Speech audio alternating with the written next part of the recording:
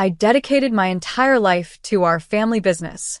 10 years of 80-hour work weeks, sacrificed relationships, and missed vacations.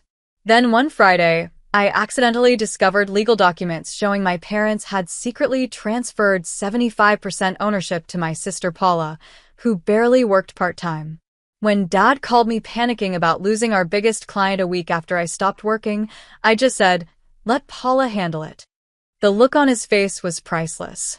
Before I dive into this wild journey, I'd love to know where you're watching from. Drop your location in the comments below and hit that like and subscribe button. If you've ever felt underappreciated by family, you'll definitely want to stick around for what happened next. My story might just give you the courage to stand up for yourself too.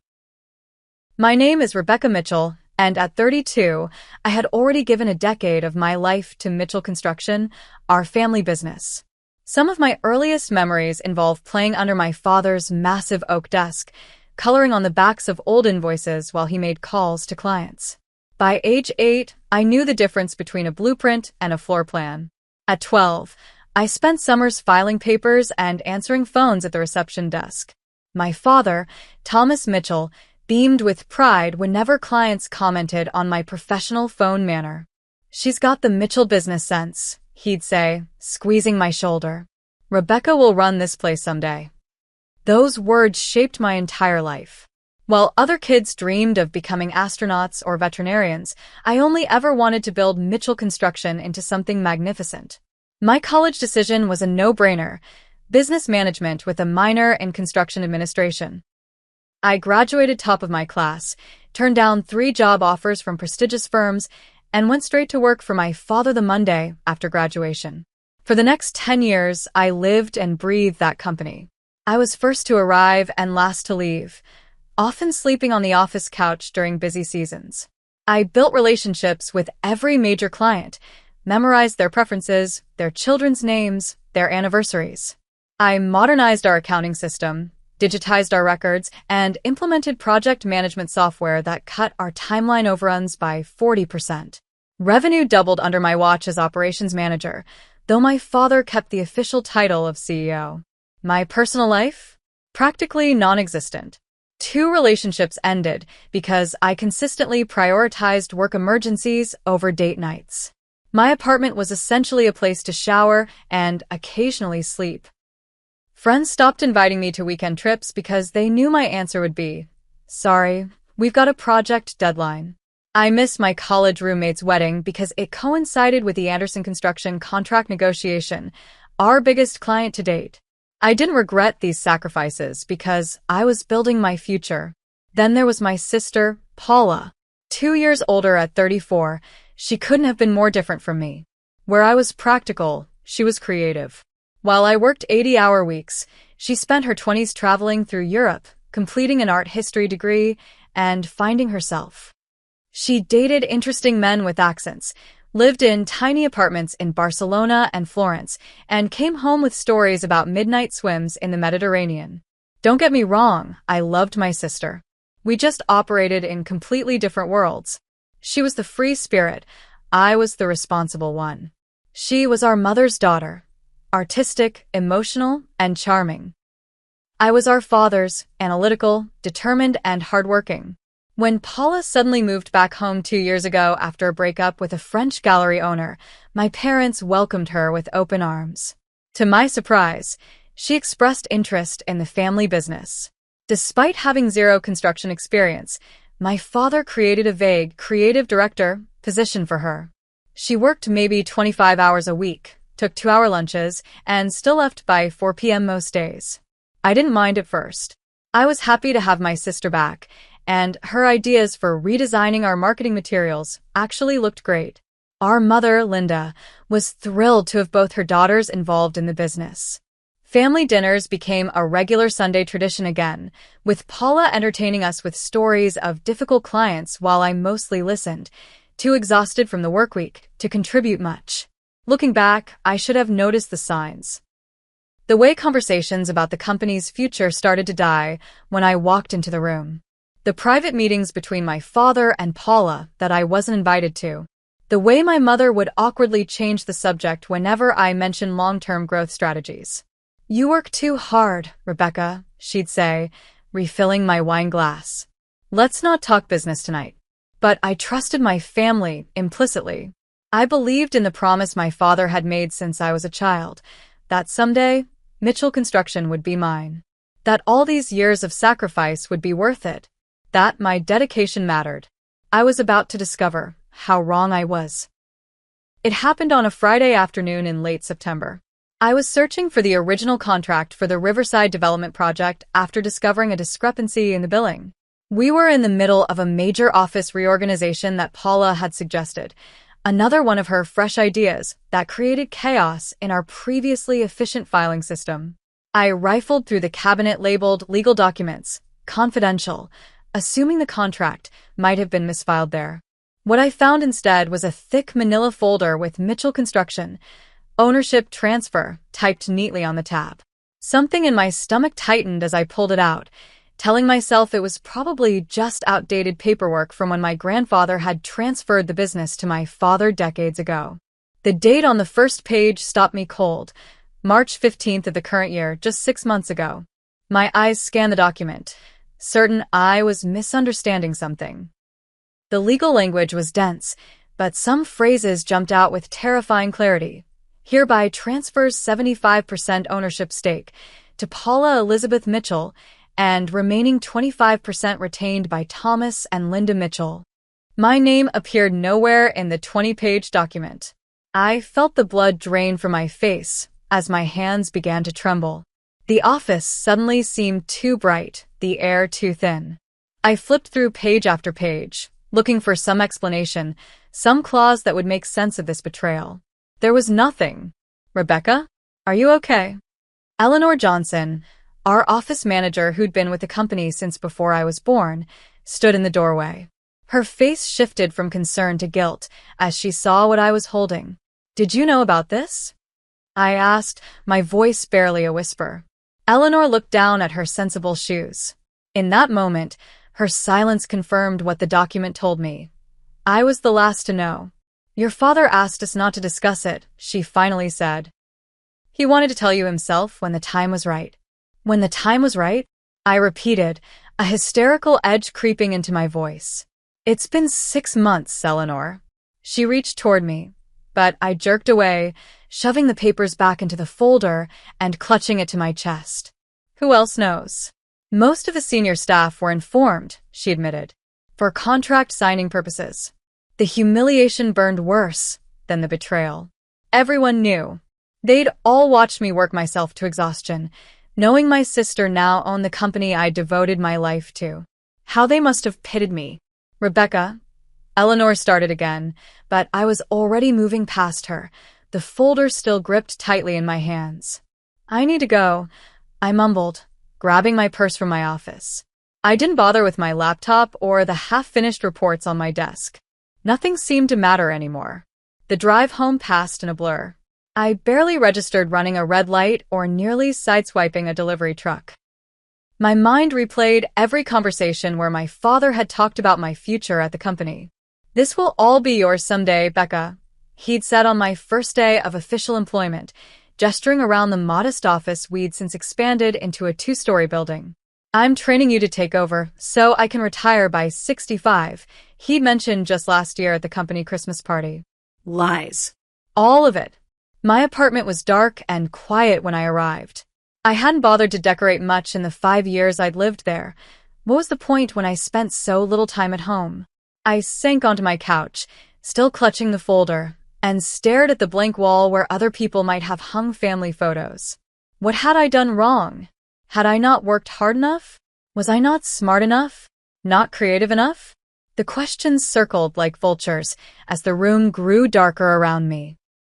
I thought of every project I'd successfully completed, every client relationship I'd nurtured, every late night and early morning I'd given to Mitchell Construction. And for what? So my sister could waltz in after a decade of absence and take everything I'd helped build? The unfairness of it crushed the air from my lungs. 10 years of my life, gone. All those sacrifices for nothing. The future I'd been promised had been handed to Paula on a silver platter while I wasn't looking. I reached for my phone and dialed the only person I could think to call. Allison? It's me. I need to talk. My best friend since college answered on the second ring.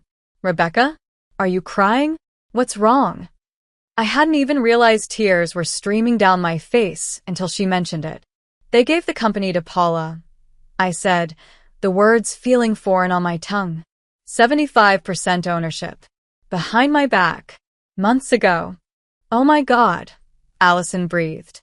That's unbelievable. I'm coming over. Don't move. I didn't have the energy to argue.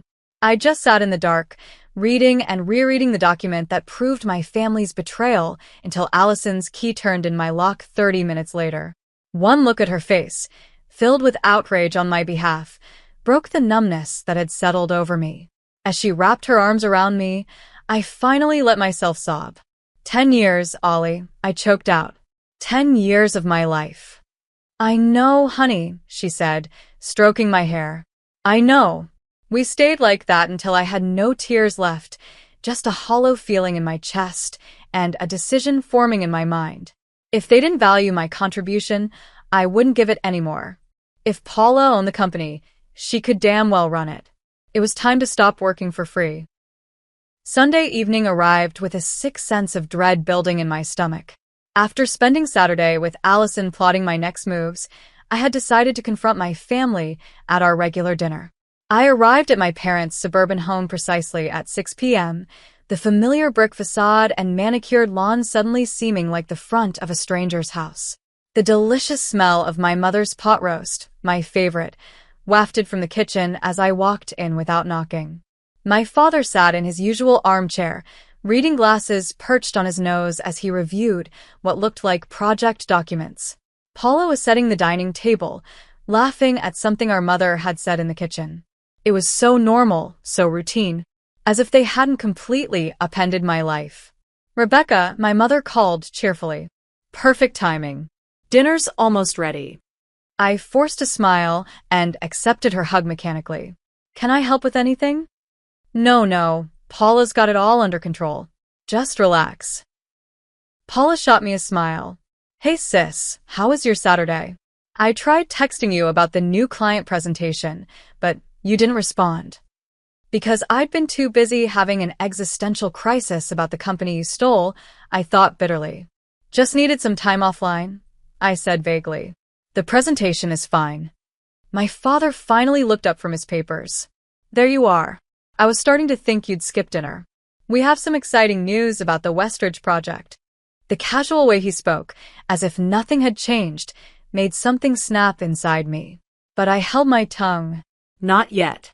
I needed to get through dinner first, to confirm that they had no intention of telling me the truth. Dinner was excruciating. I pushed food around my plate while my family discussed business, as usual. Paula enthusiastically described her ideas for a new marketing campaign. My father nodded approvingly at everything she said. My mother kept trying to steer the conversation to safer topics, her garden club, the neighbor's new dog, an upcoming community fundraiser. I barely spoke, answering direct questions with the shortest possible responses. If anyone noticed my unusual silence, they didn't mention it. After dessert, apple pie that I couldn't bring myself to taste, my father stood up. Well, I think I'll go catch the end of the game. Paula, stop by my study later. I want to discuss that supplier issue. It was now or never. Actually, I said, my voice surprisingly steady, I need to talk to all of you. Together. Something in my tone made them freeze. My mother's hand paused midway, through clearing a plate. Paula's smile faltered. My father slowly sat back down. What's going on, Rebecca? My mother asked, concern creeping into her voice. I reached into my purse and pulled out the folder I'd discovered on Friday, placing it deliberately in the center of the dining table. When were you planning to tell me about this? The silence that followed was deafening. My father's face hardened into the expression he used when dealing with difficult clients. My mother's hand flew to her throat, her eyes widening in dismay. Paula looked down at her lap, suddenly intensely interested in her napkin. Where did you get that? My father finally asked. Does it matter? Were you ever going to tell me?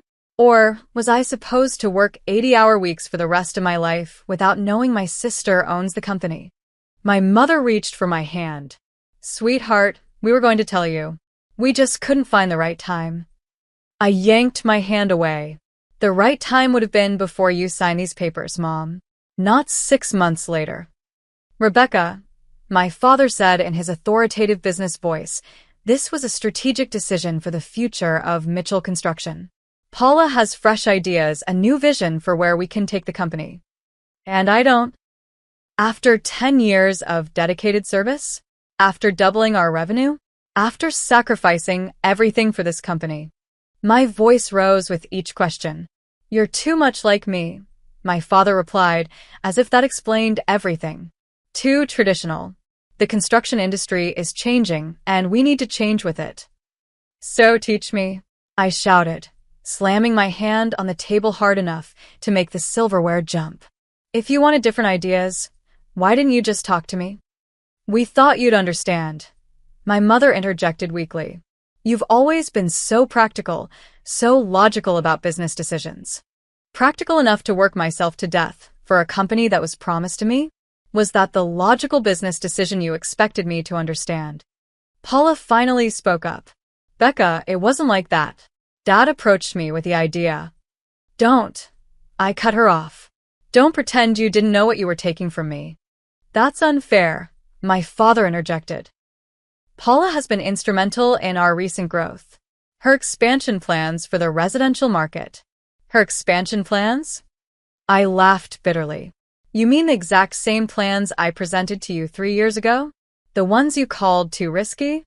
His momentary silence confirmed my suspicion.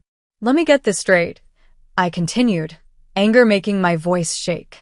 You rejected my ideas, then gave them to Paula, along with 75% of the company, while I continued working myself to exhaustion thinking I was building my future? Rebecca, you're being dramatic, my father said dismissively. You still have a job. A good job with growth potential. Growth potential? I repeated incredulously. I've been running that company for years while you played golf with clients. What exactly am I supposed to be growing toward now? Your sister needs your experience, my mother pleaded. You two have always made such a good team. We're not a team, Mom. I'm the workhorse, and she's the owner. There's a difference. I turned to Paula. How many hours did you work this week, Paula? 20? 25? I pulled 3 all-nighters finalizing the Anderson bid. Paula had the decency to look ashamed. I know you work harder than me, Becca. I've always admired your dedication. Admired it so much you took the company that should have been mine? That's enough, my father thundered, standing up. This business decision wasn't made lightly. Paula has qualities this company needs moving forward. And what are those exactly? The ability to take 3-hour lunches and charm clients? Meanwhile, I've dedicated my entire adult life to Mitchell Construction. I've missed weddings, ended relationships, and sacrificed any semblance of a personal life because I believed in the future you promised me. Tears stung my eyes, but I refused to let them fall. I wouldn't give them the satisfaction. So what now? My father demanded. You've made your point. What do you want? I stood up slowly, gathering my purse and the folder. Nothing. Not anymore. If Paula owns the company, she can run it. I quit. You can't quit, my father sputtered. We have the Anderson project starting next week. The Maxwell bid due on Friday. The quarterly financials. Let Paula handle it, I said coldly. I'm done working for free. My mother started crying. Rebecca, please. We're family. Family doesn't do this to each other, Mom. I moved toward the door, pausing to look back at the 3 shocked faces. I'll email my formal resignation tomorrow. Don't worry, I'll be professional. Unlike some people in this room. As I walked to my car, I heard the front door open behind me. Paula called my name, but I didn't turn around. I got into my car, hands shaking so badly I could barely insert the key into the ignition. Only when I was 3 blocks away did I pull over and finally let the tears come. Monday morning, my alarm went off at 5:30 a.m. as it had for the past decade. For a brief, blissful moment, I reached for my phone on autopilot before the events of the weekend came crashing back. I didn't have to go to work today. Or ever again, at least not to Mitchell Construction. I silenced the alarm and lay back, staring at the ceiling. The familiar anxiety of a Monday morning, mental checklists, anticipated client calls, project deadlines, was replaced by an eerie emptiness. Without the company, who was I? After a decade of the same morning routine, shower by 5:45, coffee and email check by 6:15, out the door by 6:30, I found myself at a loss. I made coffee out of habit but left it untouched on the counter. I opened my closet and stared at the neat rows of business attire, then closed it again without selecting anything. Eventually, I pulled on yoga pants and an old college sweatshirt, clothing I usually reserved for the few hours of weekend freedom I allowed myself. By 7 a.m., I'd already checked my phone 15 times. No calls from my parents yet. No desperate texts from Paula. Part of me was disappointed. Did they really think the business could function without me? Another part was relieved to have space to process my next steps. At 8:30, I called William Barnes, my mentor from college, who now ran his own successful engineering firm. He'd been trying to recruit me for years. "Rebecca," he answered warmly. "This is unexpected. Don't tell me Thomas finally pushed you too far?" I laughed humorlessly. "You have no idea." Over the next hour, I poured out the whole story. William listened without interruption, occasionally making sounds of disbelief or outrage on my behalf. "That's unconscionable," he said when I finished. "After everything you've done for that company? Unbelievable." Was I a fool, William? For believing him all these years? "No," he said firmly. "You were loyal. That's not the same as foolish. But loyalty should be reciprocated. So, what do I do now? First, you protect yourself. Document everything, your contributions, your client relationships, any proprietary systems or processes you developed. Not to take them, he clarified quickly, but to clearly establish your value for whatever comes next. I spent the rest of the morning following his advice. I created a comprehensive document detailing every major project I'd managed, every client relationship I'd cultivated, every system I'd implemented. I was careful to include only facts and figures, not company secrets or proprietary information that might create legal issues later. But I was strategic in what I excluded. My personal notes on client preferences, the relationship management techniques I'd developed over years, the shortcuts and efficiencies I'd created that weren't officially documented anywhere. These were part of my value, not the company's. At noon, I drafted a formal resignation email. It was professional, detached, and gave no hint of the emotional turmoil behind it. I stated that I would be taking my accumulated 6 weeks of vacation effective immediately, as was my right under my employment contract. I had never taken more than a long weekend in 10 years. The vacation time had piled up, unspent. I set up an email autoresponder. "I am currently out of the office and unavailable. For all inquiries, please contact Paula Mitchell at email address." Then I turned off my work phone and placed it in a drawer. The rest of the day passed in a blur of administrative tasks, checking my employment contract with the help of my lawyer friend Sofia Rodriguez to ensure I wasn't violating any clauses, gathering my personal financial documents, and updating my resume for the first time in a decade. "You realize you're incredibly marketable, right?" Sofia said, reviewing my experience. "Any construction firm would be lucky to have you." Her words were a balm to my wounded pride. I hadn't allowed myself to consider that I might be valuable outside of Mitchell Construction. That night, after dark, I drove to the office to collect my personal belongings. I'd chosen 9 p.m. deliberately, late enough that no one would be there, but not so late that it would appear suspicious on the security cameras. I still had my key and security code, and I had every right to collect my things. The office was eerily quiet. I moved efficiently, packing photos, awards, reference books, and the few decorative items I'd accumulated over the years.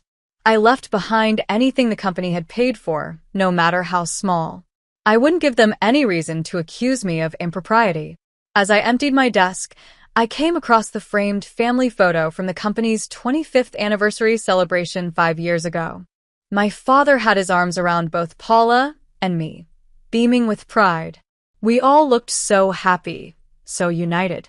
Had it all been an illusion? For a moment, my resolve wavered. This was still my family, despite everything. Was I overreacting? Throwing away not just my career, but my relationship with my parents and sister? Then I remembered the ownership transfer document, the casual way they discussed business plans without me, the years of sacrifice that had amounted to nothing. I placed the photo face down in my box, switched off the light in my office for the last time, and left my keys on Eleanor's desk with a brief note. Please forward my final paycheck. As I drove home, I felt a curious mixture of grief and liberation. A chapter of my life had ended, but perhaps a new one where I valued myself properly, was about to begin. The first day of freedom was disorienting. I slept until 9 a.m. for the first time in years, then spent the morning in a strange limbo, constantly checking my personal phone for messages that weren't there. By afternoon, the silence from my family was becoming conspicuous. Surely they'd realized by now that I wasn't coming back. I met Sophia for lunch, bringing my employment contract and the company ownership documents. Legally, they haven't done anything wrong, she confirmed after reviewing everything. Morally? That's another story. What are my options? I asked, pushing away my barely touched salad. You could fight for a severance package based on your years of service. You could negotiate for a small ownership stake in recognition of your contributions. Or, she paused, giving me a measured look, you could walk away completely and build something new. I don't know who I am without Mitchell Construction, I admitted. Maybe it's time to find out, she suggested gently. I spent the next few days establishing a routine that had nothing to do with work. Morning walks in the park I'd driven past for years, but never visited. Actual sit-down breakfasts instead of coffee gulped while checking emails. Yoga classes I'd always been too busy to attend. I caught up on sleep, read books for pleasure, and tried to quiet the voice in my head that kept asking what emergencies were happening at the office. By day 3, the text started. Paula, where did you put the Anderson contract revisions? Paula, the Westridge client is asking for you specifically. What should I tell them? Paula, Dad is freaking out about the Maxwell bid. Did you finish the cost projections? I didn't respond to any of them. My father's calls started on day 4. I let them go to voicemail. Rebecca, this is ridiculous. You've made your point. We have responsibilities to our clients. Call me back immediately. My mother was more subtle, her voice messages laced with guilt. Sweetheart, we're all so worried about you. This isn't like you, abandoning your work like this. Family businesses have complications, but we can work through this together. I deleted them all. By the end of the first week, I developed a self-care routine that was helping me process the anger and betrayal. Morning journaling to vent my feelings. Afternoon consultations with executive recruiters who were stunned by my qualifications. Evening calls with friends I'd neglected for years while working 80-hour weeks. But my mental health was still fragile. I vacillated between empowerment, finally standing up for myself, and crushing depression about all the years I'd wasted. Sometimes I'd find myself standing in my kitchen, unsure how long I'd been staring at the wall, reliving moments when I should have seen the signs. On day 6, Maxwell Anderson himself called my personal cell phone. Rebecca, his gruff voice came through the speaker. What's going on over there?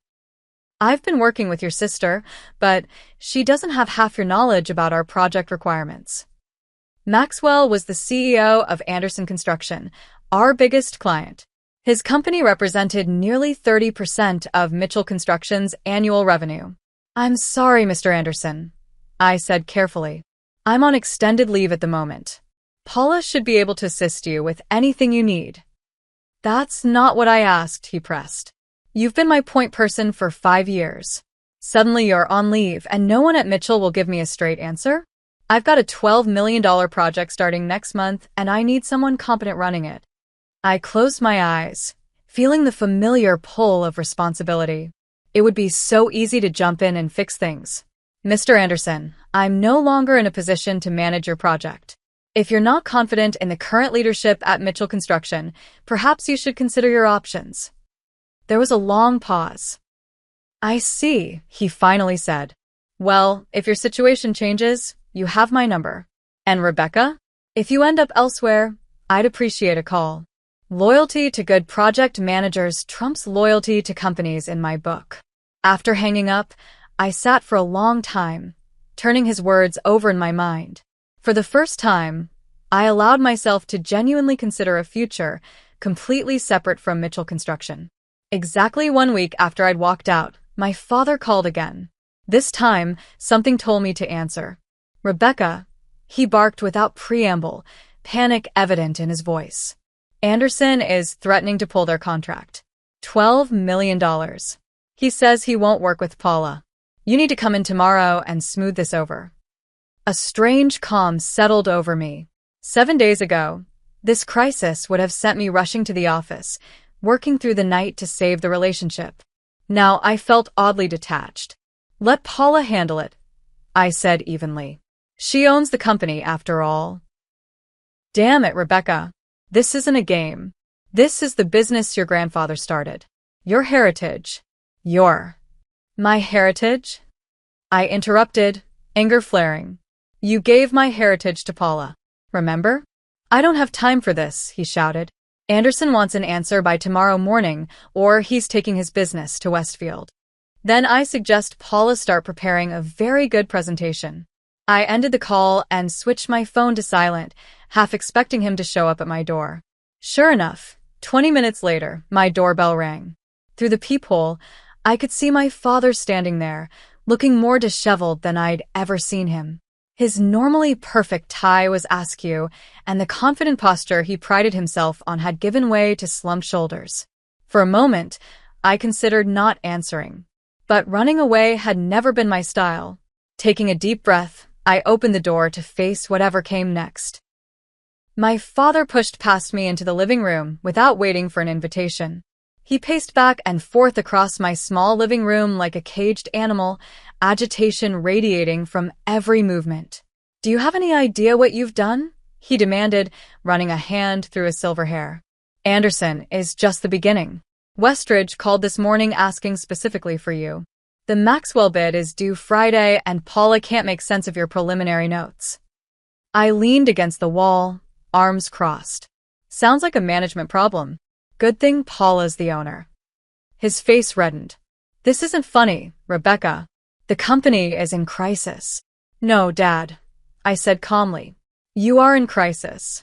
For the first time, you're facing the consequences of your decision to give the company to someone who can't actually run it. He stopped pacing and glared at me. You're enjoying this, aren't you? Watching everything fall apart. Not enjoying. Processing. There's a difference.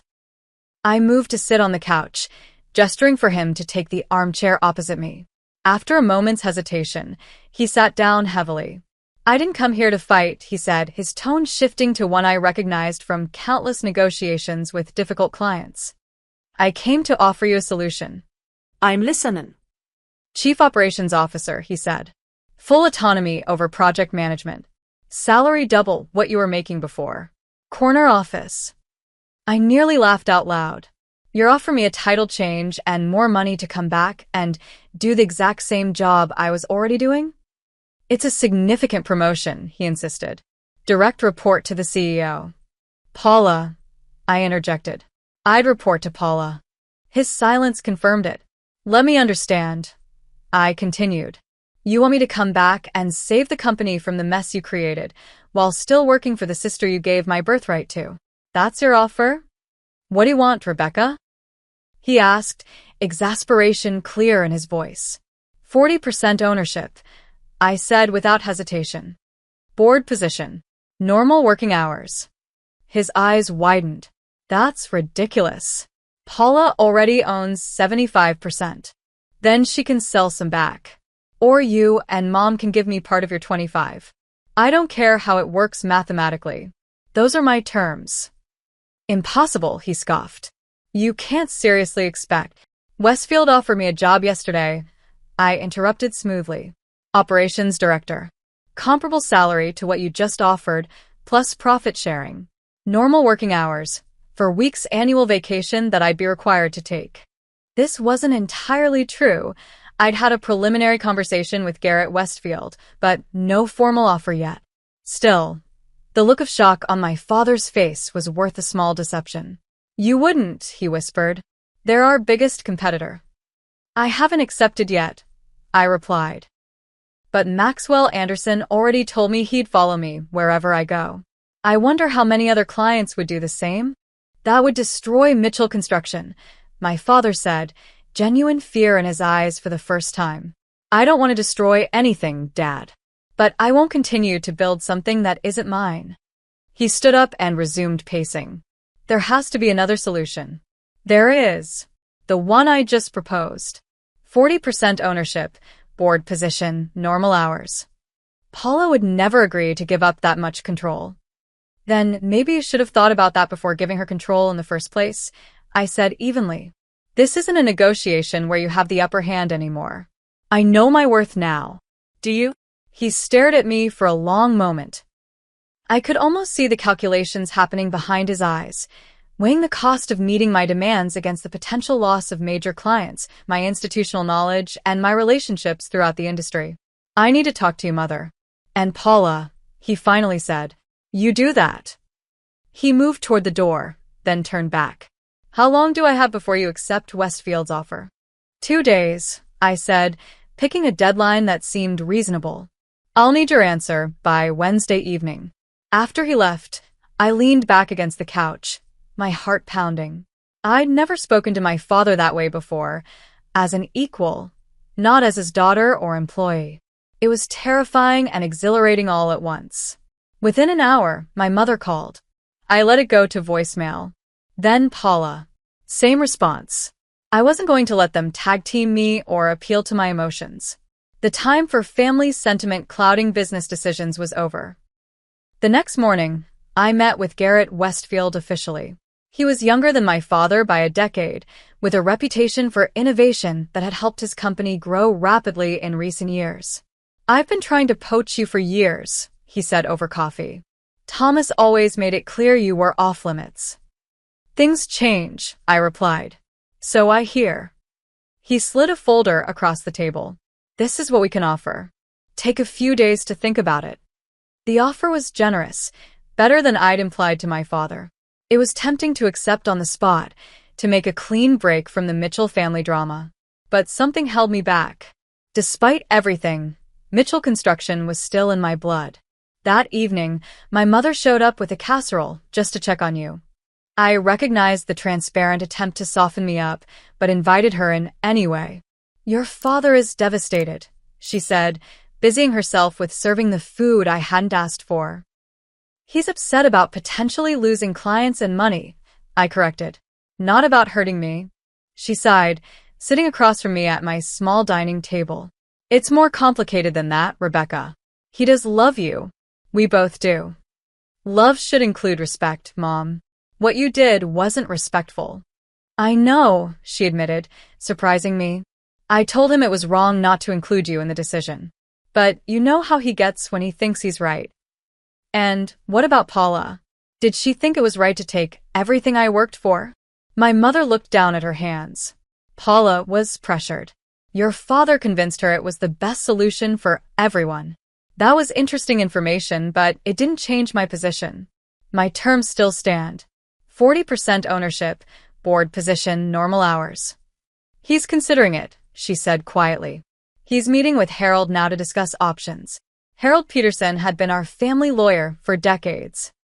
If my father was consulting him, he was taking my demands seriously. After my mother left, I felt strangely unsettled.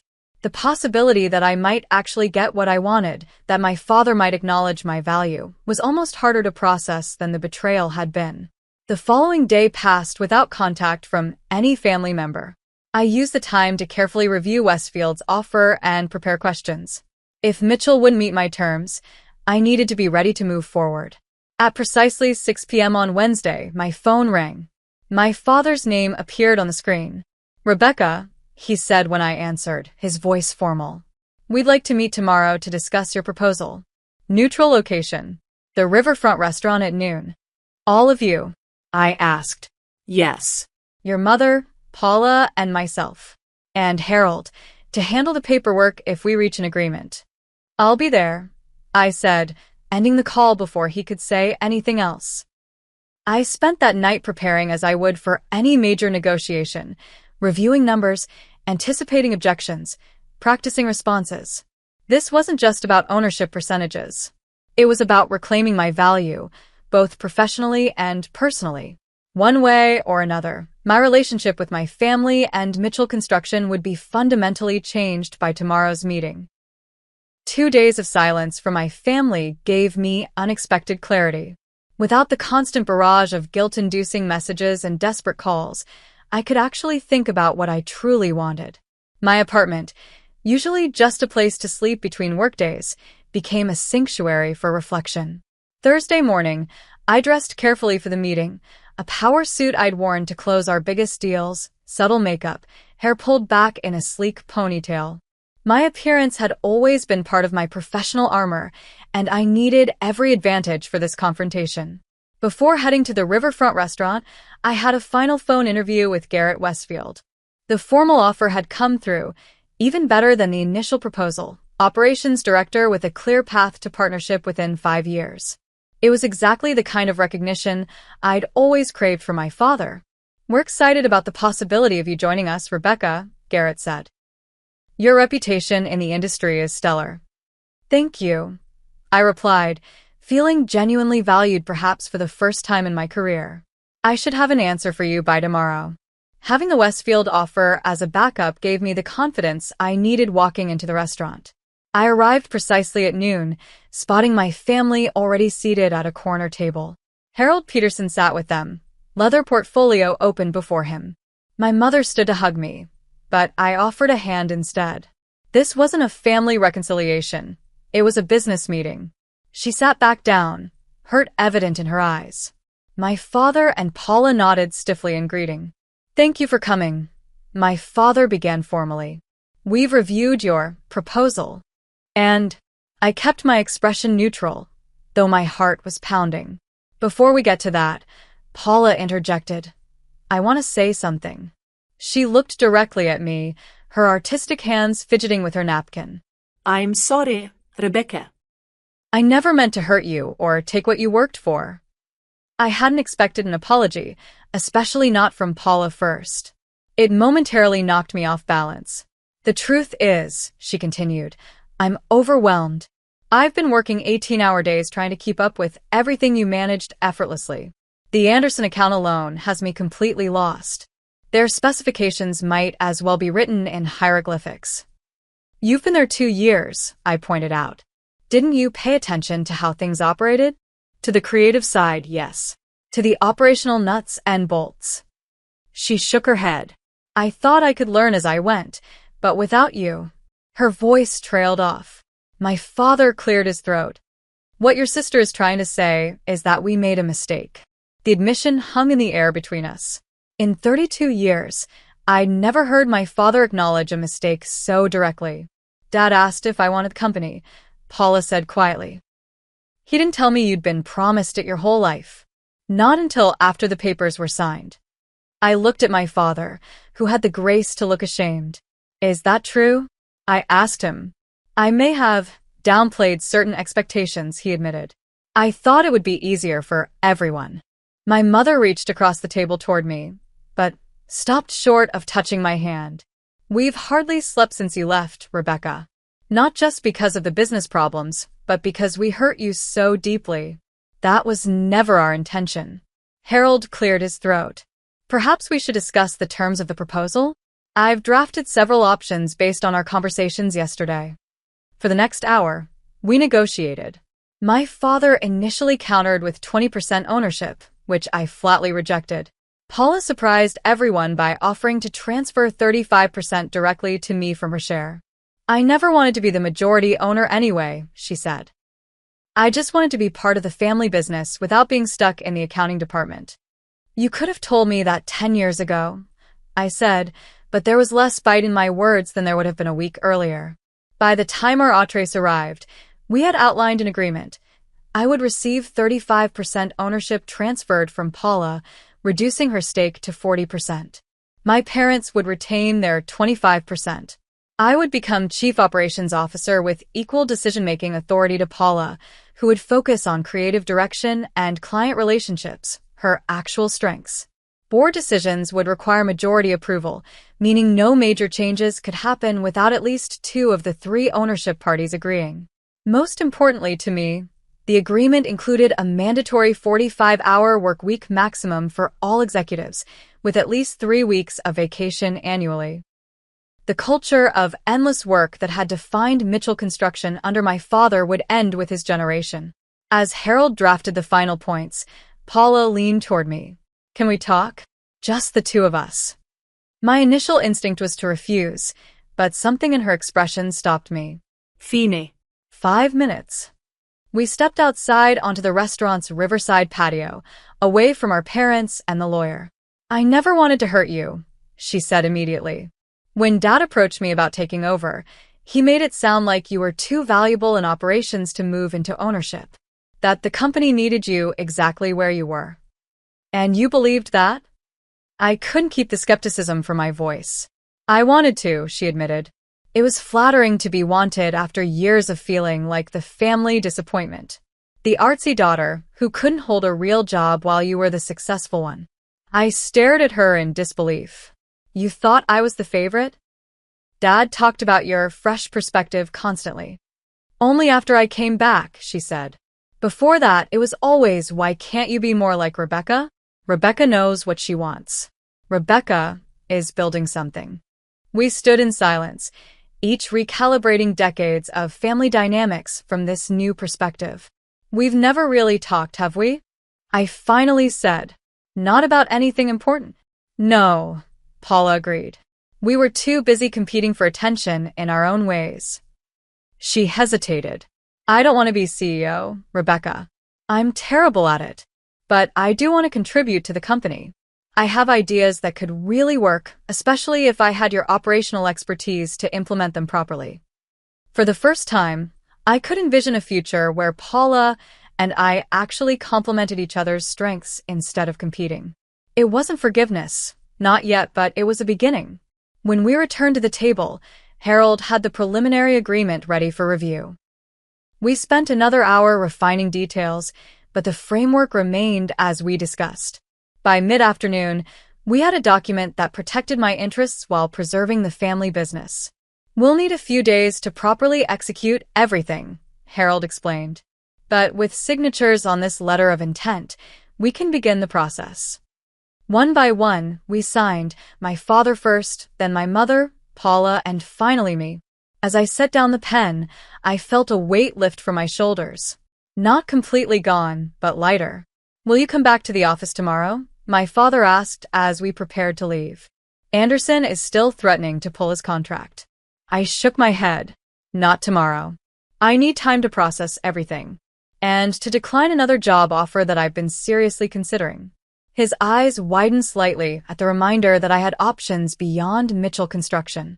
Besides, I added, I'm still officially on vacation for 5 more weeks. I think I'll actually take some of it. I'll be available by phone for emergencies, real ones, starting Monday.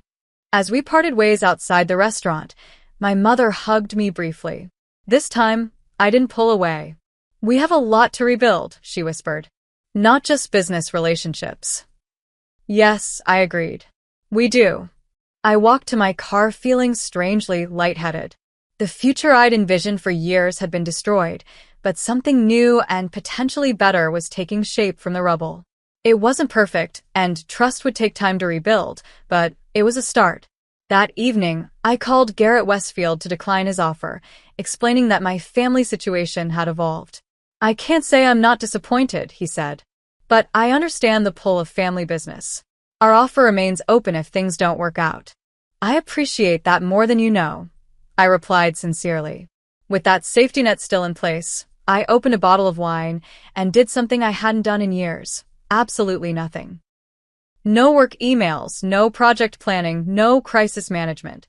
Just sitting on my balcony, watching the sunset, and allowing myself to imagine a future where work was important, but not all-consuming. For the first time in a decade, I felt like I could breathe. 1 month later, I walked into Mitchell Construction as co-owner and chief operations officer. My new office, not my father's corner office as originally offered, but a redesigned space with large windows and room for both a traditional desk and a comfortable meeting area, symbolized the changed dynamics. The intervening weeks had been transformative. I'd taken a real vacation for the first time in a decade, a solo trip to a beach resort where I'd done nothing but read novels, swim, and sleep for 10 glorious days. Upon returning, I'd spent time with a career counselor who helped me establish healthy boundaries between work and personal life. The company had changed too. With Paula's agreement, we'd implemented a new organizational structure that played to everyone's strengths. She took over client acquisition and marketing, areas where her creative background and people skills shone. I managed operations, finances, and project execution, my natural domains. My father reluctantly stepped into an advisory role, focusing on mentoring younger staff while gradually reducing his hours as part of a 3-year retirement plan.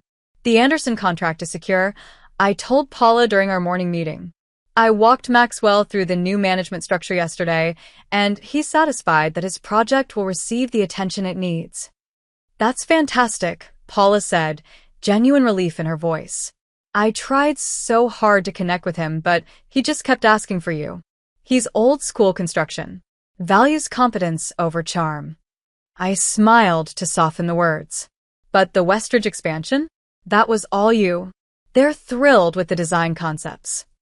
We'd fallen into an unexpected rhythm, each acknowledging the other's contributions without the underlying competition that had characterized our relationship for decades.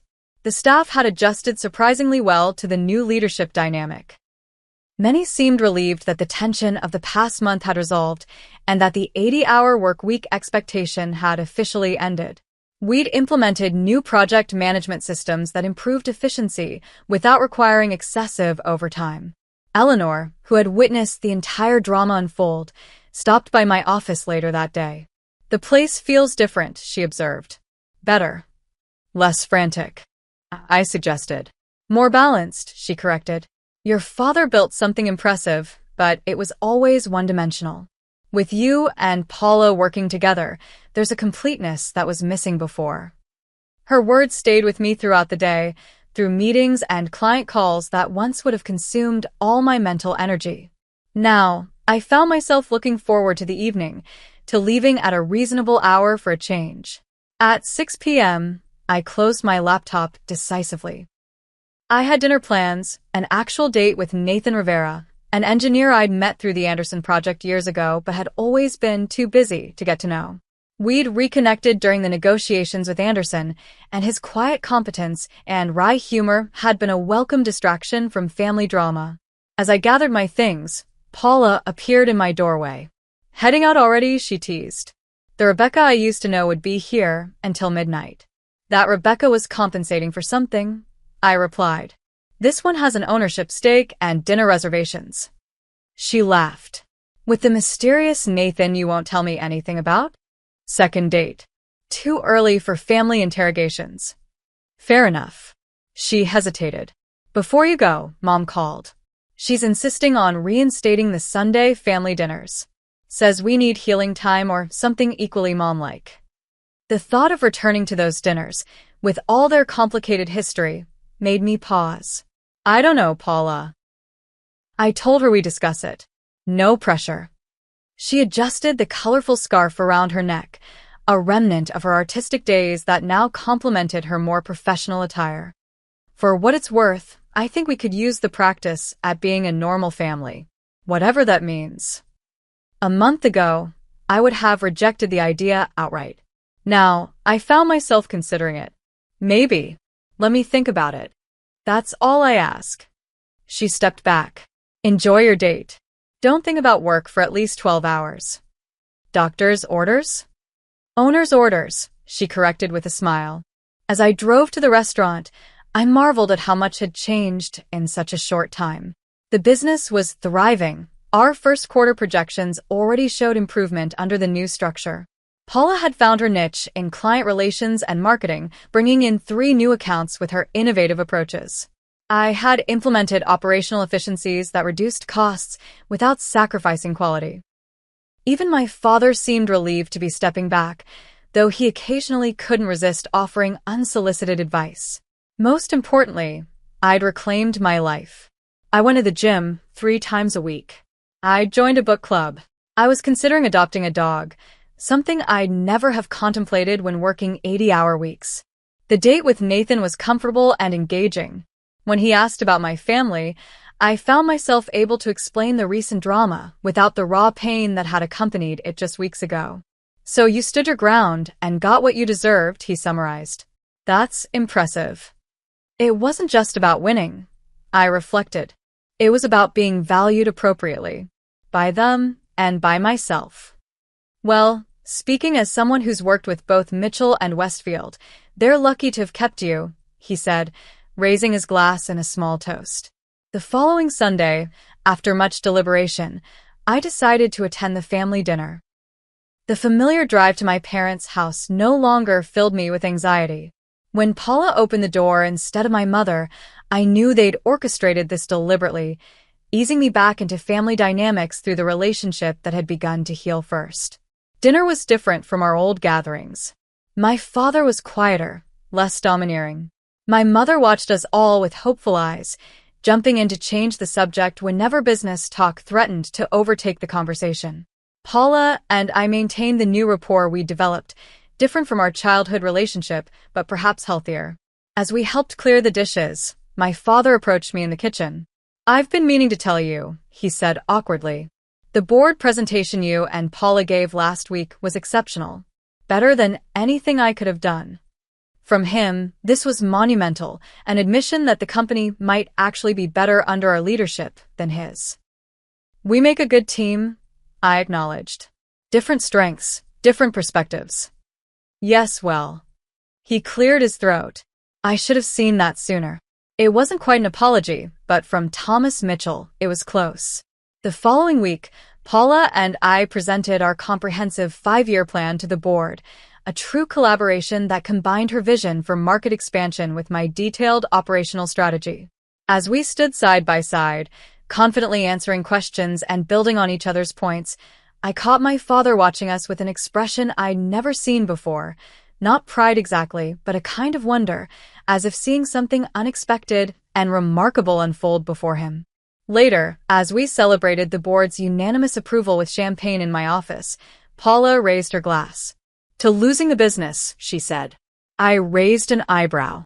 "If Dad hadn't made his colossally stupid decision," she explained, "we'd still be stuck in our old patterns. You working yourself to death, me feeling inadequate, him controlling everything. Sometimes losing what you thought you wanted leads to getting what you actually need." I considered this, then clinked my glass against hers. "To finding something better." As we sipped our champagne, I gazed out the window at the city skyline. The journey had been painful, the betrayal deep, but the outcome had exceeded anything I could have imagined. By standing up for my worth, professionally and personally, I hadn't just secured an ownership stake in the family business. I'd reclaimed ownership of my life. And that was worth more than any company ever could be. So, what would you have done in my situation? Would you have walked away completely, or fought for what was rightfully yours? Have you ever had to stand up to family for your own self-worth? I'd love to hear your stories in the comments below. If this story resonated with you, please hit that like button and subscribe for more real-life experiences. Your support means everything to this channel. And don't forget to share with anyone who might be struggling to set boundaries with family or recognize their own value. Sometimes the hardest person to stand up to is the one who raised you, but as I learned, it can lead to the most rewarding outcomes. Thank you for watching, and remember, knowing your worth isn't selfish, it's essential.